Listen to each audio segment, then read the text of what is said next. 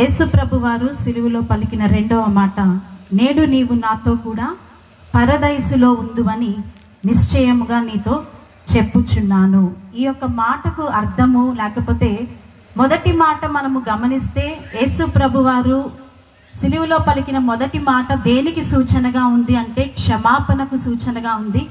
రెండో మాట దేనికి సూచనగా ఉందంటే ఇక్కడే మనము రాయబడి ఉంది మన పోస్టర్ మీద, నశించుచున్న సిలువను గూర్చిన వార్త నశించుచున్న వారికి ఎలా ఉందంట, వెర్రితనముగా ఉంది. కానీ రక్షింపబడుచున్న వారికి ఏమై ఉంది, దేవుని శక్తి అయి ఉన్నది. హల్లెలూయా, బిగ్గరగా చెప్దాం హల్లెలూయా. రక్షింపబడుచున్న మనకు ఏమై ఉందంట, దేవుని శక్తి అయి ఉన్నది. ఇక్కడ యేసు ప్రభు యొక్క రెండవ మాట ఏమని సూచిస్తుందంటే, లేకపోతే మనం ఏమని పరిశీలన చేయొచ్చు అంటే, యేసు ప్రభు యొక్క రెండవ మాట ప్రేమ, క్షమాగుణము మరియు చివరి నిమిషంలోనైనా మనకు రక్షణ సాధ్యము. హల్లెలూయా. ప్రేమ, క్షమాగుణము, మరి ఒక మాట ఏంటండి, చివరి నిమిషంలోనైనా మనకు ఏం అవసరము, లేకపోతే దేవుడు మనకి ఏం అనుగ్రహిస్తాడు, రక్షణ తప్పకుండా అనుగ్రహిస్తాడు. ఇప్పుడే పాస్టర్ గారు చెప్పిన రీతిగా రోమా సామ్రాజ్యంలో, లేకపోతే అక్కడున్న రోమా అధికారంలో మనం చూసుకున్నట్లయితే, ఆ యూదా సామ్రాజ్యంలో ఉన్న ఒక వ్యక్తిని సిలువ మీదకి ఎక్కించారంటే ఆ వ్యక్తికి సామాజికంగా ఎటువంటి మర్యాద ఉండదు, ఎటువంటి గౌరవము ఉండదు.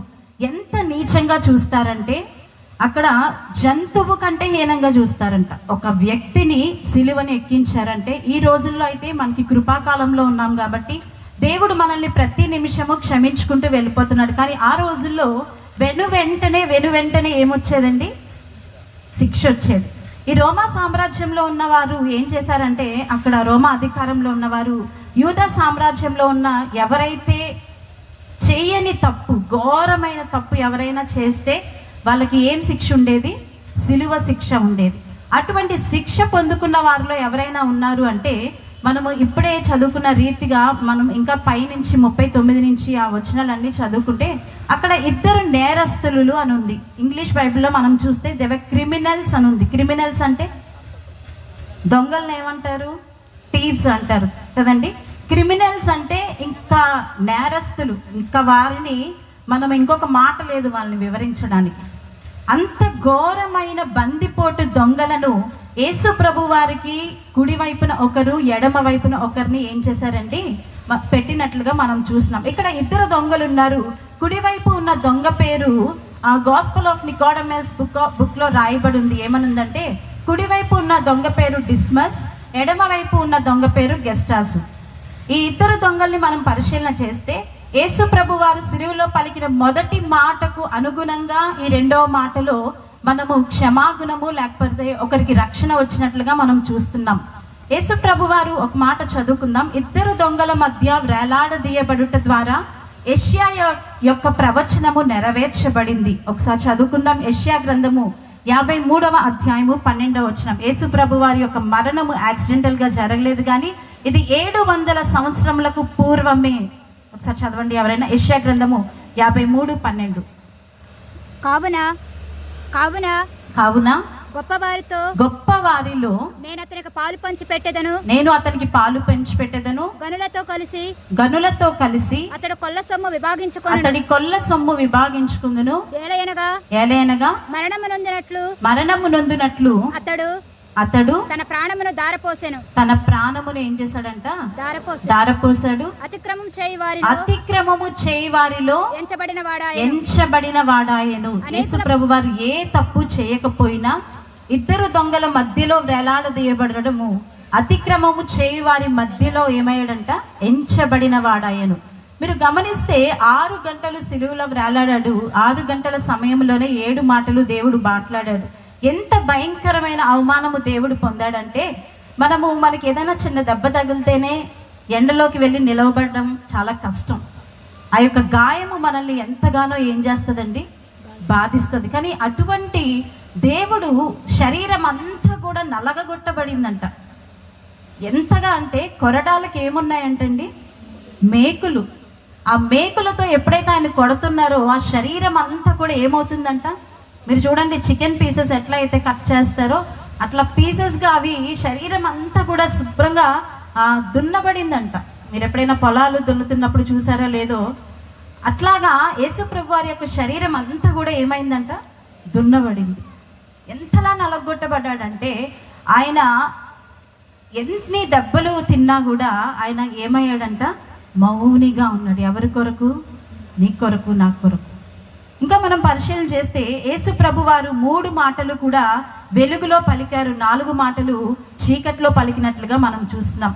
ఇంకా మనము ఇక్కడ చూస్తే నేను ఇందాక ఒక మాట చదివించాను యెషయా గ్రంథంలో, అతిక్రమము చేయువారిలో ఒకనిగా ఎంచబడ్డాడు. ఇదేదో దేవుడు అప్పటికప్పుడు సిలువ వేయబడలేదు, కానీ 700 సంవత్సరముల క్రితమే యెషయా ఒక ప్రవచనం ఇచ్చాడు. ఆ ప్రవచన నెరవేర్పు దేవుడు ఈ భూమి మీదకి వచ్చాడు.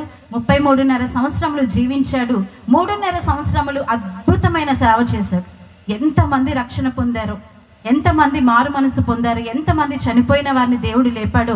అటువంటి గొప్ప పరిచర్య చేసి యేసు ప్రభు వారు ఆఖరిగా తన తండ్రి చిత్తాన్ని ఏం చేశాడండి, నెరవేర్చాడు. తన తండ్రి చిత్తాన్ని నెరవేర్చడానికి దేవుడి లోకానికి వచ్చాడు. నీ కొరకు, నా కొరకు కూడా ఆయన తిరిగి ఆ పరలోకానికి వెళ్ళి మన కొరకు ఏం సిద్ధపరచడానికి వెళ్ళి ఉన్నాడు, స్థలమును సిద్ధపరచడానికి వెళ్ళి ఉన్నాడు. ఇక్కడ మనం గమనిస్తే ఇక్కడ ఆ దొంగలో 3 విషయాలు, రెండో దొంగ ఏదైతే దేవునిలో గమనించాడో, ఏదైతే చేశాడో 3 విషయాలు దొంగ ఏం చేశాడో చెప్తాను. 3 విషయాలు యేసు ప్రభు దొంగ గురించి ఏం చేశాడో, 3 విషయాలు యేసు ప్రభు వారు మనకి ఏం చెప్తున్నారో నేను ఈరోజు మీతో పంచుకొని ముగిస్తాను. 1వ విషయం ఏంటంటే, దేవుడు అంటే చాలా భయం కలిగి ఉన్నాడు. ఎవరు? కుడివైపు ఉన్న దొంగ. ఒకసారి చదువుకుందాం. లూకాసు వార్త 23వ అధ్యాయము 39వ వచనం. లూకాసు వార్త 23వ అధ్యాయము 39. వేలాడవేయబడిన ఆ నేరస్తుల్లో ఒకడు ఆయనను దూషించుచు, నీవు క్రీస్తువు కాదా, నిన్ను నువ్వు రక్షించుకొనము, మమ్మను కూడా రక్షించుమని చెప్పాను. అయితే 2వ వాడు వాడిని ఏం చేశాడండి, గద్దించి, నీవు అదే శిక్షా విధిలో ఉన్నావు గనుక దేవునికి భయపడవా. హల్లెలూయా. 2వ వాడు ఏమడుగుతున్నాడంటే, మొదటి వాడిని మీరు గమనిస్తే మార్కు సువార్త 15వ అధ్యాయంలో మనం వెళ్తే అక్కడ 2 బందిపోటు దొంగలు యేసు ప్రభువారిని ఏం చేశారంట, దూషించారు, అపహసించారు. 2 అన్నారు, 2 కాదు, యేసు ప్రభు వారిని బాగుగా ఎరిగిన తన సొంత ప్రజలే ఏం చేశారండి, నిందించారు.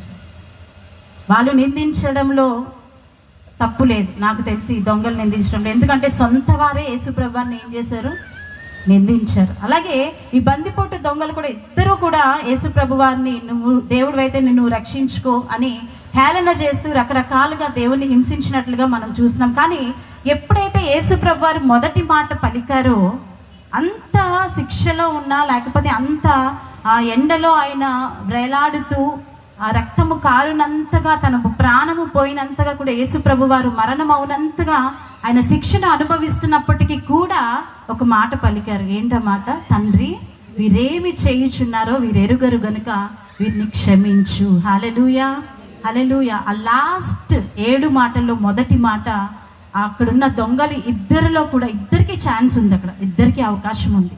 కానీ 2లో ఒక్కరు మాత్రమే దాన్ని ఏం చేసుకున్నారండి, యూటిలైజ్ చేసుకున్నారు. ఇంకొకరు దాన్ని ఏం చేసుకున్నారంటే మిస్యూజ్ చేసుకున్నారు.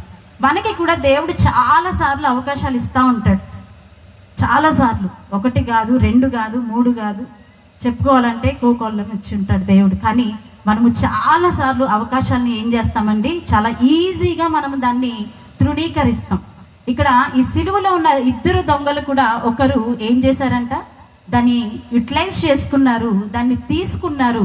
2వ వాడు ఏం చేశాడంట, దాన్ని తృణీకరించినట్లుగా మనం చూస్తున్నాం. మొట్టమొదటిగా ఆ దొంగ దేవునికి ఏం చేశాడంట, భయపడ్డాడు. 2వదిగా మనం గమనిస్తే అపరాధ భావాన్ని వినయంగా అంగీకరించాడంట. ఇక్కడ మనం చూస్తే 41వ వచనంలో, మనకైతే ఇది న్యాయమే, మనము చేసిన వాటికి తగిన ఫలము పొందుచున్నాము. హల్లెలూయా. అక్కడ ఏం చేస్తున్నాడు, 2వదిగా తన అపరాధ భావాన్ని తను ఏం చేస్తున్నాడు, వినయముగా ఒప్పుకుంటున్నాడు. ఎంత క్షమాగుణము కలిగిందండి ఆ 2వ దొంగకి.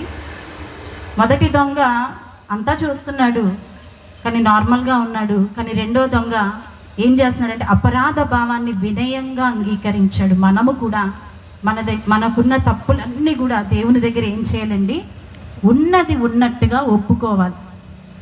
ఈ సమాజంలో మనం ఒప్పుకుంటే, నేను చాలాసార్లు నేను ఇంటి దగ్గర ఒప్పుకుంటే మనకున్న మన పొజిషన్ కానీ, లేకపోతే మనకున్న పరిస్థితులన్నీ ఒక మనిషి దగ్గర చెప్పుకుంటే, ఆ మనిషి ఖచ్చితంగా ఎక్కడికి వెళ్ళి చెప్తాడు, 10 మందికి చెప్తాడు. కానీ దేవుని దగ్గర నువ్వు నీ పాపమును వినయముగా ఒప్పుకుంటే దేవుడు మాత్రమే మనల్ని ఏం చేస్తాడండి, క్షమించగలుగుతాడు. మూడోదిగా మనం చూస్తే రక్షణ కొరకైన ఆతృత అంట. ఎందుకు? లాస్ట్లో ఒక మాట అంటాడు, నేడు నీవు నాతో కూడా పరదైసులో ఉందువని దేవుడు చెప్పక ముందు ఆ దొంగ ఏమడిగాడండి? ఒకసారి చదువుకుందాం.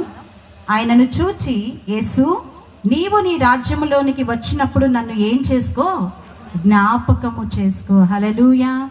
ఎంతగా తన తప్పును తను వినయంగా ఒప్పుకొని రక్షణ కొరకు ఆతృత కలిగిన వాడుగా ఉన్నాడు. ఈరోజు మనం రక్షణ పొంది కూడా రక్షణని ఏం చేస్తున్నామండి, కొనసాగించలేకపోతున్నాం. ఎన్నో మార్లు పడిపోతున్నాము, ఎన్నో మార్లు మనం లేస్తున్నాము, ఎన్నో మార్లు దేవునికి అయిష్టకరమైన జీవితాలు జీవిస్తున్నాము.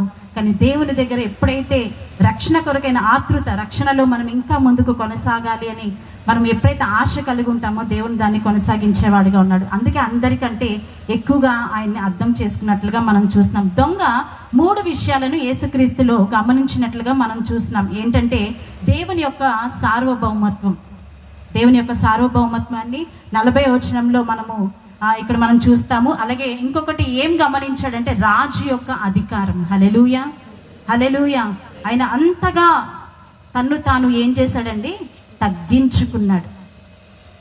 రాజకుమారుడైనప్పటికీ కూడా, ఆయన రాజు అయినప్పటికీ కూడా ఏ పాపము చేయని ఆయన ఒక మౌనిగా తల దించుకొని ఎవరి కొరకు భరించాడు, ఎవరి కొరకు సహించాడు అంటే కేవలం నీ కొరకు, నా కొరకు మాత్రమే. నువ్వు చేసిన తప్పుల కొరకు, నువ్వు చేసిన ఆ యొక్క నేరముల కొరకు దేవుడు మౌని అయి ఉన్నాడు. మొట్టమొదటిగా క్రీస్తులో గమనించిన 3 విషయాల దొంగ ఏంటంటే దేవుని యొక్క సార్వభౌమత్వం, రెండోదిగా రాజు యొక్క అధికారం, మూడోదిగా ఏంటంటే క్షమించే గుణం. హల్లెలూయా, హల్లెలూయా. ఒక మాట అనొచ్చు దేవుడు ఈజీగా. ఏమని అనొచ్చు అంటే, నేను ఎందుకు క్షమించాలి? ఇప్పుడు మీరు శిక్షలుగా అనుభవించారు కదా, మీరు కూడా చచ్చిపోండి, నరకానికి వెళ్ళిపోండి, నేను క్షమించను అని అనొచ్చు. కానీ ఆ లాస్ట్ మినిట్లో కూడా దేవుడు ఏం చేశాడండి? దేవుడు ఎందుకు వచ్చాడు ఈ లోకానికి చెప్తారా ఎవరైనా? ఎందుకు వచ్చాడండి? పాపులను రక్షించుటకు ఆయన వచ్చాడు. ఆయన వచ్చినప్పుడు ఏ పని ప్రారంభించాడో ఆఖరిగా చనిపోతున్నప్పుడు కూడా అదే పనితో ఏం చేశాడండి? ముగించాడు. అక్కడ ఆ 2 దొంగలు కూడా నశించిపోవటం దేవునికి ఇష్టం లేదు. కానీ ఒక దొంగ మాత్రమే దేవుని దగ్గర వినయంగా ఒప్పుకున్నాడు. ఆ దొంగని దేవుడు ఏం చేశాడు? క్షమించినట్లుగా మనము చూస్తున్నాం. ఇంకా మనం చూసుకున్నట్లయితే 3 విషయాలు దేవుడు దొంగ కొరకు ఏం చేశాడో నేను చెప్పి ముగిస్తాను. దేవుడు ఉన్నది ఉన్నట్లుగా దొంగను దేవుడు ఏం చేశాడు? యాక్సెప్ట్ చేశాడు. హల్లెలూయా. నువ్వు ఏ స్థితిలో ఉన్నా, నువ్వు ఎటువంటి క్లిష్ట పరిస్థితిలో ఉన్నా, నువ్వు ఎంత ఘోర పాపివైనా దేవుని దగ్గరికి వచ్చి నువ్వు క్షమాపణ అడిగితే దేవుడు ఖచ్చితంగా ఏం చేస్తాడు? ఆయన ఒక్కడు మాత్రమే మన పాపములను క్షమించగలిగిన వాడు. ఎలా ఉన్నాడో ఆ సిలువలో తను ఏ పరిస్థితిలో ఉన్నాడో ఆ పరిస్థితిలోనే దొంగని ఏం చేశాడండి? దేవుడు యాక్సెప్ట్ చేసినట్లుగా మనం చూస్తున్నాం. రెండోదిగా చూస్తే వినయపూర్వకమైన ప్రార్థన విన్నాడు. హల్లెలూయా. దేవుడు ఏం విన్నాడంట? వినయపూర్వకమైన ప్రార్థన విన్నాడు. మూడవదిగా నిశ్చయముగా, ఇంగ్లీష్లో ఉంటుంది ట్రూలీ అని ఉంటుంది. నిశ్చయముగా నీతో చెప్పుచున్నాను, ఎక్కడుంటావు నువ్వు నాతో కూడా పరదైసులో ఉందని నిశ్చయంగా దేవుడు చెప్పుచున్నాడు. దేవుడు ఎప్పుడు కూడా మనకి అవకాశాలను ఇస్తానే ఉంటాడు.